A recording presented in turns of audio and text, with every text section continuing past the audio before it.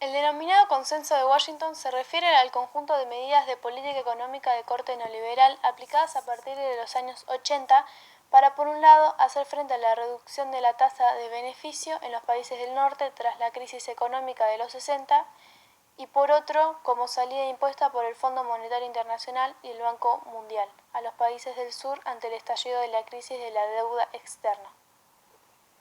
Todo ello por medio de la condicionalidad macroeconómica vinculada a la financiación concedida por estos organismos. El concepto como tal fue acuñado por el economista británico John Williamson en un artículo publicado en 1989, donde enunciaba una serie de medidas de estabilización y ajuste de las economías respecto a las cuales determinadas instituciones con sede en Washington, mayormente el Fondo Monetario Internacional y el Banco Mundial, así como el Gobierno y la Reserva Federal de Estados Unidos, parecían tener un consenso sobre su necesidad. En términos generales, el entonces nuevo ideario apostaba por un paquete conjunto de políticas económicas como la lucha contra el déficit público por la vía de reducción del gasto, las reformas para reducir la progresividad impositiva, la privatización de empresas públicas, la liberación del comercio y de los mercados de capitales a nivel internacional, la minimización de las condiciones a la entrada de inversión extranjera directa y la desregulación de los mercados laborales internos, entre otras. El Consenso de Washington se aplicó en Argentina de la siguiente forma. Se achicó el gasto público, despidiendo empleados no tan eficientes. Se privatizaron empresas del Estado, liberaron el mercado extranjero. Se dependía económicamente de Estados Unidos. Todo esto se debía cumplir para poder seguir recibiendo ayuda económica. Sin la ayuda económica, Argentina entraría en default y no tendría la manera de poder pagar los gastos lo que se debía.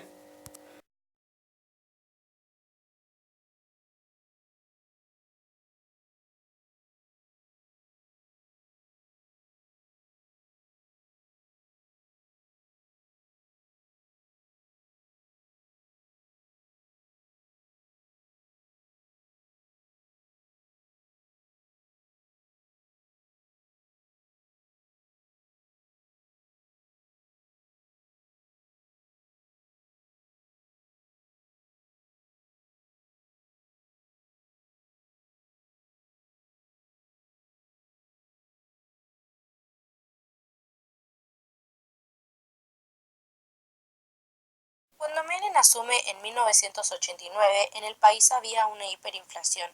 En ese mismo año, la inflación subió y bajó varias veces, hasta que a fines de 1990 Estados Unidos denunció el frigorífico SWIFT. Esto llevó a varios cambios en el gabinete y a principios de 1991 asumió el ministro de Economía Domingo Cavallo. Este enfrentó la inflación mediante la ley de convertibilidad, que funcionó durante 10 años. La ley de convertibilidad establecía una paridad cambiaria fija, $1 igual a $1, y se prohibió al Poder Ejecutivo emitir moneda por encima de las reservas. Sus resultados inmediatos fueron muy exitosos. Cayó la inflación y la fuga de divisas, volvieron capitales emigrados, bajaron tasas de interés, rápida reactividad económica y mejor recaudación fiscal. Pero lo más importante es que se pudo achicar la deuda externa. Cuando se sale de este plan de convertibilidad, Argentina no estaba económicamente preparada, por lo cual es una de las principales causas de la crisis del 2001.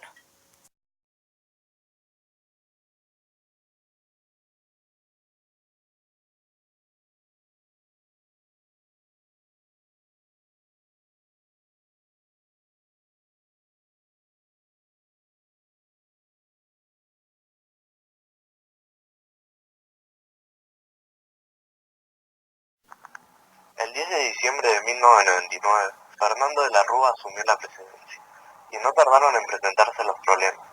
La situación político-económico-social del país no era óptima. El país atravesaba una crisis de descrecimiento por la gran corrupción política, el exceso de privatizaciones que había dejado a muchos argentinos sin trabajo, la deuda externa era impagable y la recaudación fiscal mínima. El gobierno de Fernando de la Rúa sufrió un fuerte aislamiento casi desde su comienzo. La carencia de apoyos concretos se vio tanto desde el punto de vista partidario como del de la relación con los diferentes actores sociales. La alianza se fue desgranando a lo largo de sus 2 años de gobierno. Se produjo la retirada de un importante número de legisladores que pasaron a formar parte de otras agrupaciones. La alianza había surgido como estrategia para vencer al menemismo. Más allá de este acuerdo, lo que primaba era la falta de coincidencias programáticas. Existían diferentes diagnósticos sobre la situación del país entre los distintos sectores que componían la alianza. A partir de ellos, surgieron en el seno del gobierno posiciones disímiles acerca de las soluciones que podían implementarse. El jefe de gabinete, Rodolfo Terragno, criticaba duramente el modelo económico vigente. Como no podía imponer los cambios que creía necesarios, terminó renunciando en octubre de 2000. Este tipo de desacuerdos y alejamientos se repitió con otros miembros originales de la coalición. El gobierno aliancista no logró establecer buenas relaciones con ningún sector del sindicalismo. En primer lugar, se plantearon importantes diferencias con el Congreso de los Trabajadores Argentinos. A medida que el gobierno fue anunciando sus diferentes políticas, el CTA fue tomando distancia.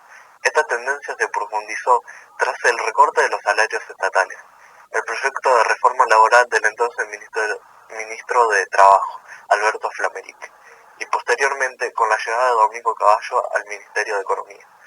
Con relación a los grupos empresariales y en especial los ligados al sector financiero, el gobierno de la Rúa obtuvo el apoyo para muchas de sus iniciativas destinadas a alcanzar el equilibrio presupuestario, o bien a introducir reformas orientadas al desarrollo del mercado. Sin embargo, las divergencias existentes dentro de la coalición gobernante y el permanente intento presidencial por alcanzar amplios consensos llevaron a que los empresarios tampoco adoptaron un papel muy activo como soporte de las políticas oficiales. Por otra parte, numerosos sectores de la alianza consideraban que el presidente se alejaba de los postulados de la coalición. Lo criticaban por no escuchar los reclamos que sus aliados políticos le formulaban, estando excesivamente influenciado por un círculo de colaboradores en el que se destacaban sus familiares más cercanos, que en muchas ocasiones no seguían los lineamientos impulsados por la alianza. Justamente, muchos de sus críticos hacían hincapié en la forma en que de la Rúa tomaba decisiones. Resaltaban que demostraba un alto nivel de desconfianza hacia la mayoría de los que lo rodeaban. Por ello, quedaba demasiado expuesto a la opinión de los pocos a los que escuchaba. Para muchos, de la Rúa era un presidente débil, porque muchas iniciativas anunciadas públicamente no se llevaban a la práctica por presiones de los grupos afectados. La debilidad del presidente se hacía visible.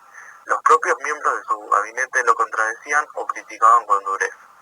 Un ejemplo muy claro en este sentido fue el del ministro de Desarrollo Social, Juan Pablo Cafiero, el cual no solo tomó decisiones como la de mantener un diálogo con los piqueteros de Salta sin consultar con el presidente o formular duras críticas a algunas iniciativas oficiales, sino que incluso declaró que en el entorno de Fernando de la Rúa se reunían con mafiosos que frecuentaban la Casa Rosada, sin que el presidente le pidiera explicaciones. También se planteaba una situación compleja, porque no había vicepresidente, debido a la renuncia de Álvarez. Por lo tanto, cada vez que el presidente de la Rúa se ausentaba del país, su lugar sería ocupado por un político de la oposición. También hubo maniobras de algunos sectores del peronismo que conspiraron contra la gobernabilidad. Por ejemplo, la presunta participación de algunos intendentes justicialistas del conurbano bonaerense en las movilizaciones que terminaron en saqueos a supermercados y otros comercios minoristas. Fue documentada en los medios de comunicación y complicó manifiestamente la continuidad del gobierno de la Ruista. El gobierno sufrió en las elecciones de octubre de 2001 la paradójica situación de no tener candidatos que apoyaran abiertamente la gestión oficial. El incremento de los votos nulos, la abstención y el voto en blanco dieron lugar a lo que se denominó el fenómeno del voto bronca. Marcaron con claridad el descontento de un sector importante de la sociedad frente a las alternativas que se presentaban. Tras las elecciones, el peronismo quedó consolidado como primera fuerza, lo que complicó aún más la debilitada situación del gobierno. Cuando Cavallo, con el corralito, confiscó los depósitos bancarios, afectó en forma directa a los sectores de clase media, que reaccionaron con cacerolazos y otras formas de protesta. Todos estos factores desembocaron en dos fenómenos que se potenciaron mutuamente: una crisis política institucional y la crisis en las calles. Esta combinación provocó, tras los violentos episodios en la Plaza de Mayo del 20 y 21 de diciembre de 2001, la renuncia del presidente.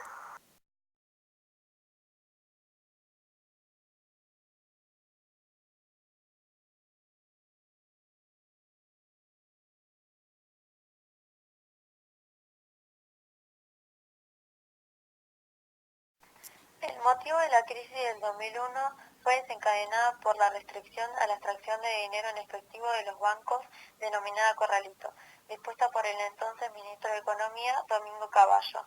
La protesta se desencadenó el 19 de diciembre del 2001 y causó la renuncia del presidente radical, Fernando de la Rúa, el día siguiente, dando paso a una situación de acefalia y un clima de inestabilidad social, económica y política.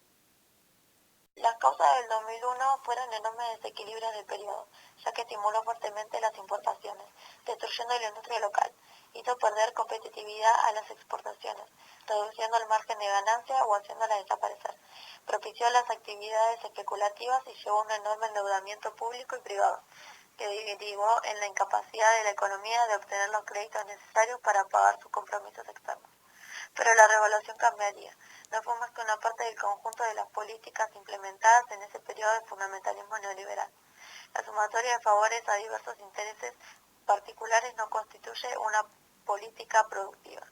Las políticas de apertura importadora, privatización a precio vil de las empresas públicas y la desregularización a favor de intereses privados. No tuvo otra meta que la de otorgar rentas y condiciones privilegiadas a determinados actores locales y extranjeros.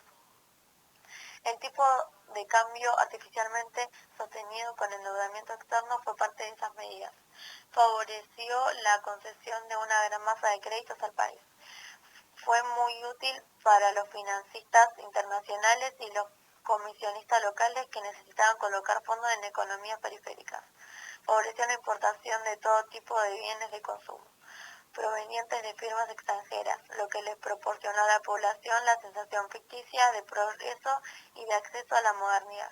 Favoreció la remisión de utilidades mucho más elevadas en dólares de las firmas extranjeras a sus casas matrices, ya que podía obtener mucho más dólares gracias a la baratura de los mismos debido al 1 a 1, y favoreció la ilusión de estabilidad de precios, ya que la brutal disrupción de la producción local y la enorme masa de desempleos que se fue acumulando a lo largo de esos años presionó hacia la baja del salario nominal. Causas de octubre-enero. Los debates y análisis llevaron a determinar que el tema del gas era un tema estratégico, que no respondía únicamente a decisiones gubernamentales, sino, como se dieron posteriormente, a intereses de la sociedad boliviana en general. Desde febrero hasta septiembre de 2003, el gobierno no encontraba salidas. La Conferencia Episcopal de Derechos Humanos y el Defensor del Pueblo lograron concretar la necesidad de hacer un proyecto para dar salida al grado de conflictividad que se tenía en esos meses. Pero lamentablemente no todos los acuerdos fueron respaldados por el líder del MAS. Ya en agosto, las nuevas fuerzas republicanas aceptarían ser parte de la coalición de gobierno, pero lamentablemente su aporte tampoco sería significativo. Es decir, que la nueva fuerza republicana se sube al gobierno que está casi derrotado por sus propias políticas. Llegó septiembre, será el tercer escape de la olla a presión. Sería de conflictos en el antiplano paseño. Además se decretan paros y bloqueos, a los cuales el gobierno responde con la fuerza. Esto se suma al paro decretado por la Sejuve del Alto, que sería el detonante definitivo.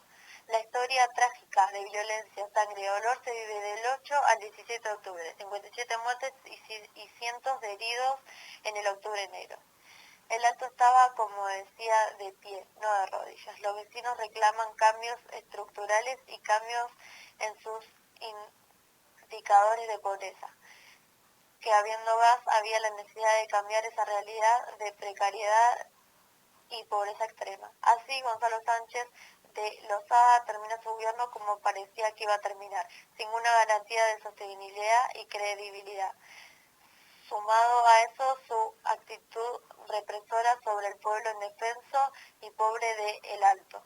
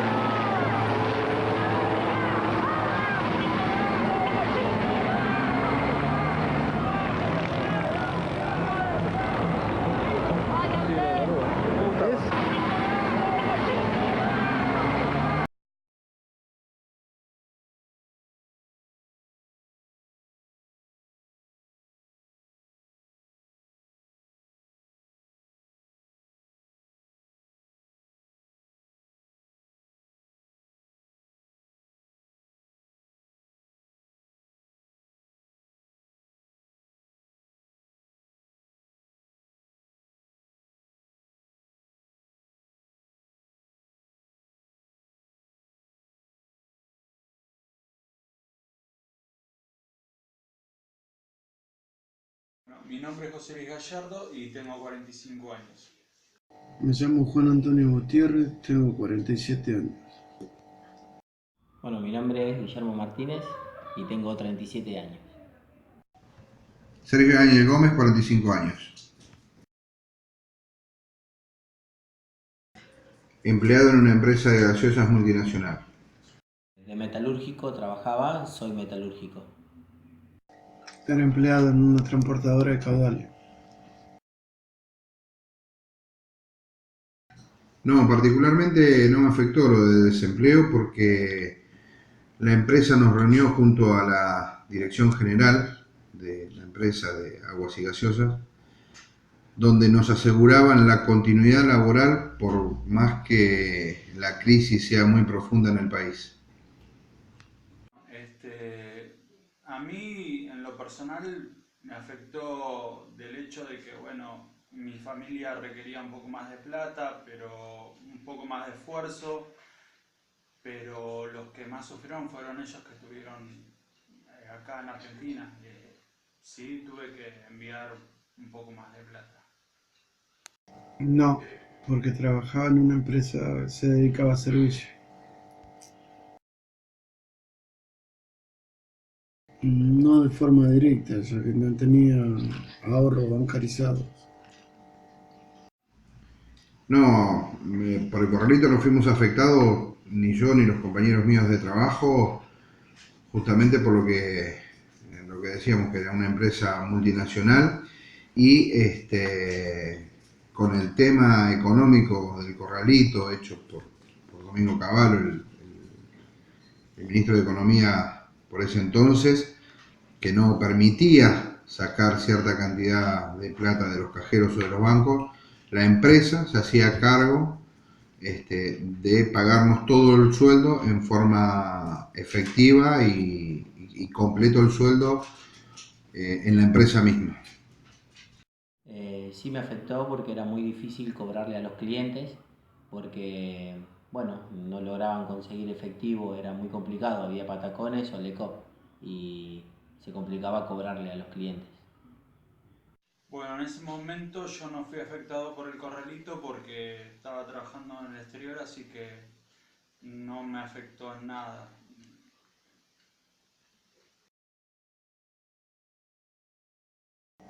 Se cambiaron hábitos, costumbres a nivel económico en la familia. En realidad nos afectaba en ese caso a todos, porque nada, aumentos de precios, especulación de los mismos comerciantes argentinos, de que esta crisis se extendiera en el tiempo y entonces los comerciantes, muchos de ellos acumulaban mercadería para después supuestamente poder cobrarlas más caras. O sea, eso sí me afectaba a mí y al resto de la República Argentina. Así que nada, por ese lado, simplemente eso.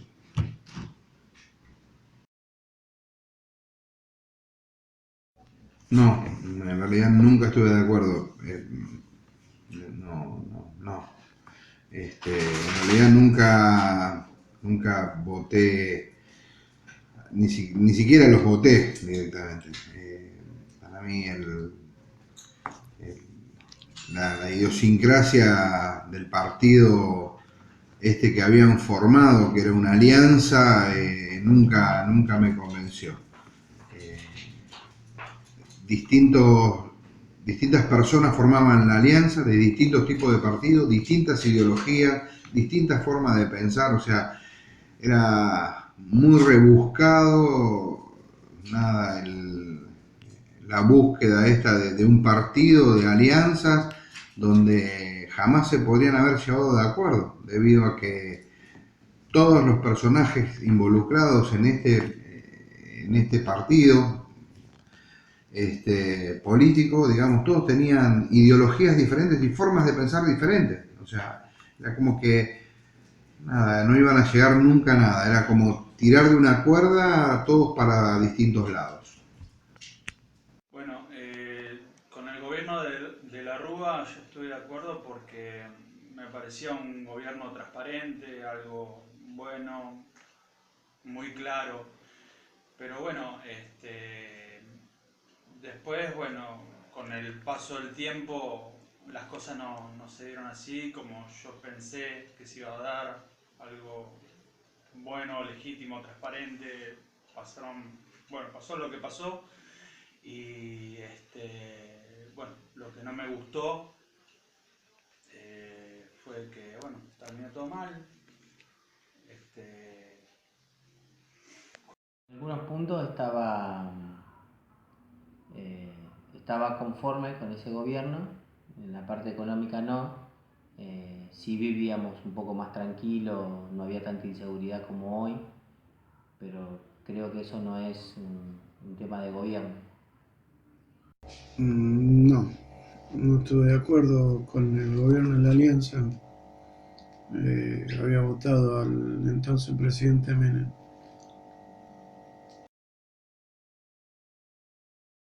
No participé de ningún tipo de expresión como cacerolazo o piquete, pero sí presencié varios.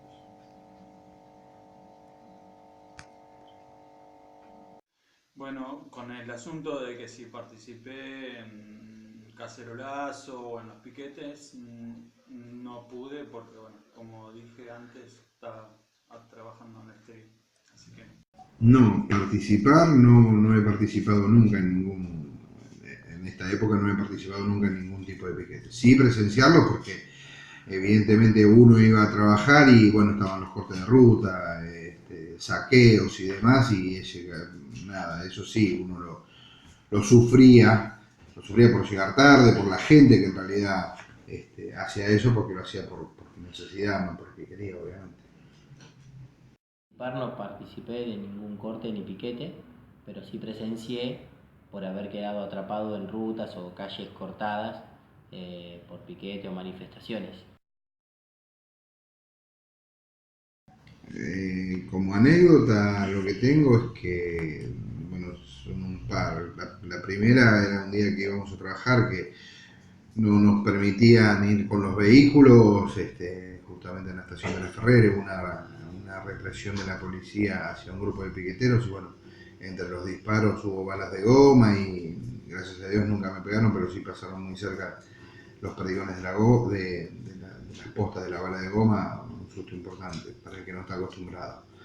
Y el miedo, anécdota, de tener el miedo constante como padre de familia, de lo que se había comentado de que iba a haber saqueos y que venía gente de un lado y del otro a usurpar casas y demás, bueno, como padre de familia, preocupado obviamente por la familia, por mis hijas, por mi esposa en ese momento, así que nada. Y después, bueno, un día también volviendo del trabajo, cuando esto recién empezaba, el hecho de los saqueos, de ir con el auto y ver cómo se llevaban de un supermercado una media res, dos personas, vino un grupo de otras 7 personas y bueno, empezar a golpearse delante del auto, nada, situaciones muy difíciles que uno no quisiera volver a vivir, esperemos que no, nunca más esto.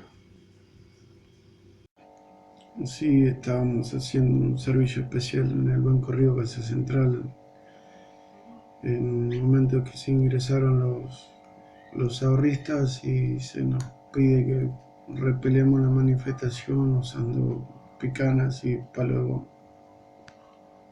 Y tengo una anécdota que es bastante graciosa. Teníamos una obra que habíamos terminado de ejecutarla y quedaba un saldo relativamente pequeño, eran 6.000 pesos. Cuando se cobró ese saldo, me lo pagaron en billetes de 20 lecop.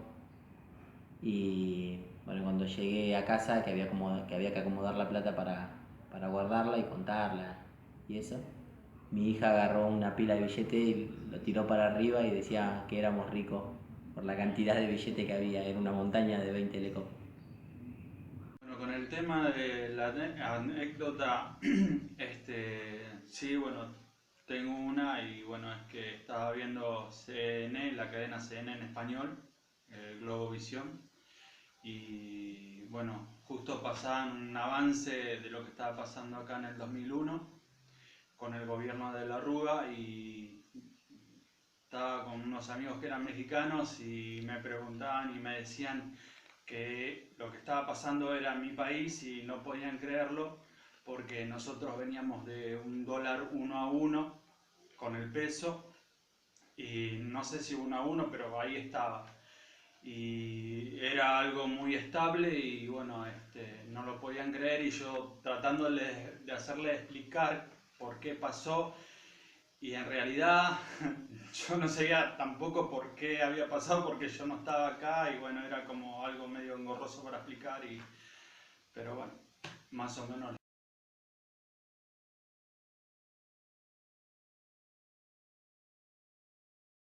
El estallido de la crisis del 2001, que señala como un fin de época de lo que fue el neoliberalismo en la Argentina, era un correlato, una conclusión lógica de lo que pasó con la aplicación de las políticas neoliberales en el país.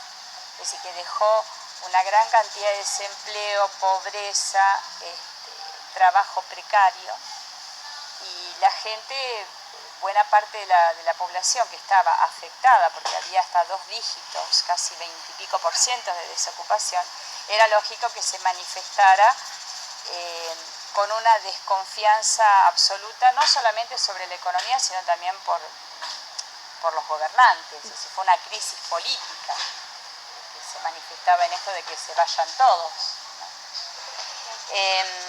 Por lo tanto, yo considero que a partir de la década, a partir del 2003, el proceso que se abre en la Argentina trató de revertir, al menos en la gestión de Néstor Kirchner, ¿no? En la primera etapa del kirchnerismo, trató de revertir estas políticas neoliberales. Aunque, si bien ha disminuido la tasa de desocupación, en esta primera etapa, digo yo, del 2003 al 2007, que fue la presidencia de Kirchner, la desigualdad social se mantuvo en esa época y se sigue manteniendo hasta la actualidad. Por lo tanto, la gestión que se abre a partir del 2001 fue una gestión de gobierno muy crítica con las políticas neoliberales, muy crítica con lo que fue el consenso de Washington. Igualmente se plantearon y se plantean una serie de interrogantes que todavía se mantienen acerca de si este proyecto político continuará. Pero me parece a mí que como conclusión de lo que ustedes trabajaron, que era algo esperable, ¿sí? Porque la convertibilidad era una situación insostenible. Es decir, esta ficción del peso igual al dólar, que facilitó indudablemente la llegada de inversiones a la Argentina, pero provocó un enorme endeudamiento en buena parte de la población. La mayoría de la gente tenía sus deudas en dólares. Cuando esta burbuja que fue la convertibilidad no se pudo mantener más, bueno, la Argentina voló por los aires. No solamente por el conflicto social que se manifestó con saqueos, con los cacerolazos, con las muertes que hubo, sino también porque fue la crisis que marcó el fin del gobierno de la Alianza, porque de la Rúa no podía sostener la gobernabilidad en un país donde los índices de desocupación y de descontento social eran tan grandes.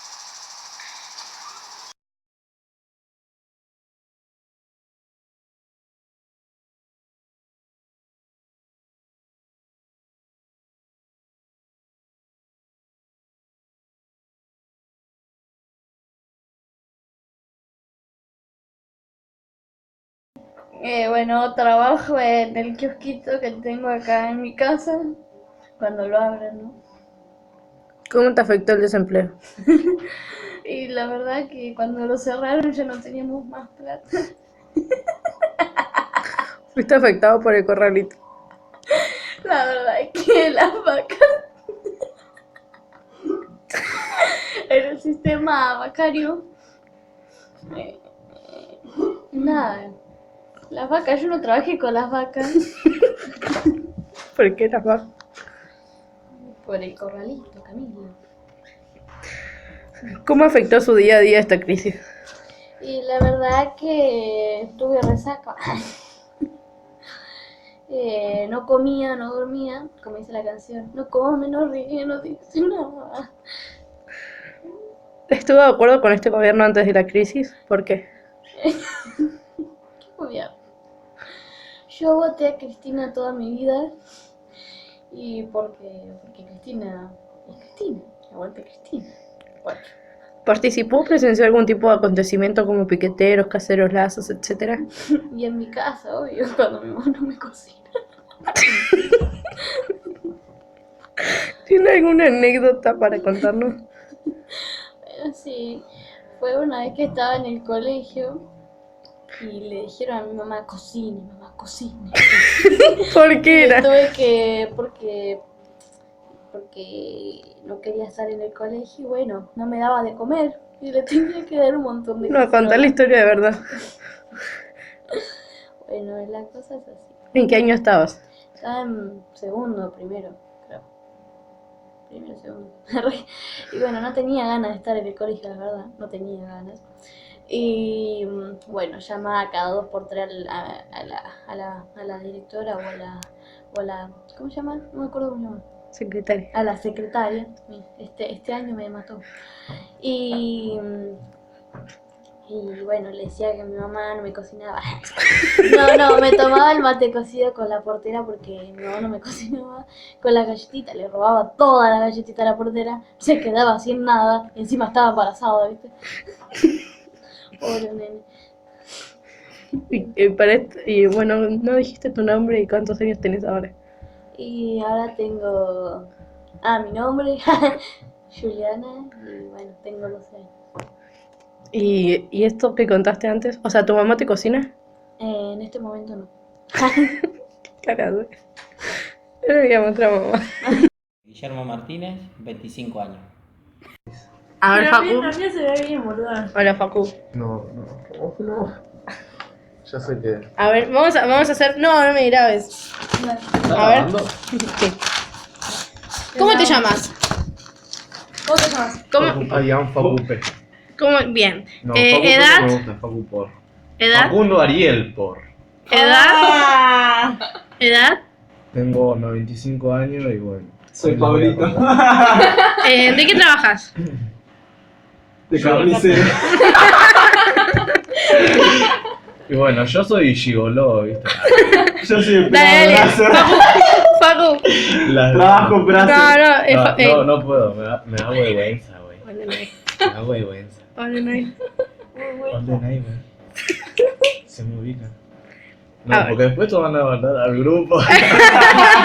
¿Estuviste de acuerdo con ese gobierno antes de la crisis? No me acuerdo, era muy chiquito. ¿Cómo te afectó? ¿Cómo los afectó el desempleo? Yo sé cómo afectó a mi papá.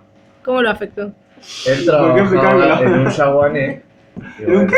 En un yaguané. ¿Qué es eso? Que es donde faenan y matan a la vaca. Ay, pobrecita. Para venderla. Yaguané. Y... sí, yaguané. Yaguané. Ya mete. Y bueno, por problemas y eso, tuvieron que cerrar el yaguané, entonces mi viejo se quedó sin laburo. Pero por suerte no le afectó tanto porque consiguió laburo con mi tío, que trabajaba más o menos de lo mismo. Y abrió una carnicería. Ahora sí. Igual ya hace varios años. ¿Tuvo la crisis una repercusión en su economía? No, yo ya era pobre de antes. Dejá de grabarme. Mi mamá que me embarazó y yo estaba pobre. ¿Tenés alguna anécdota que no se yo fue puede...? un accidente, me lo dijeron. De verdad. No. Ni cocoro. No me dijeron que fuiste un accidente, pero me lo dieron a entender. ¿Viste? ¿Por qué? ¿Cómo te dijeron? Estábamos saliendo y bueno, naciste vos y yo tipo. Ni cocoro. Mis hijos se casaron cuando yo tenía 3 meses. Seguro, grabó bien. Se casaron por mí. ¿Tomás alguna precaución para que...? Sí, Mi mamá y mi papá también se casaron porque yo tenía que entrar al colegio o algo así. ¿Eso es mi voz? ¿Qué mierda?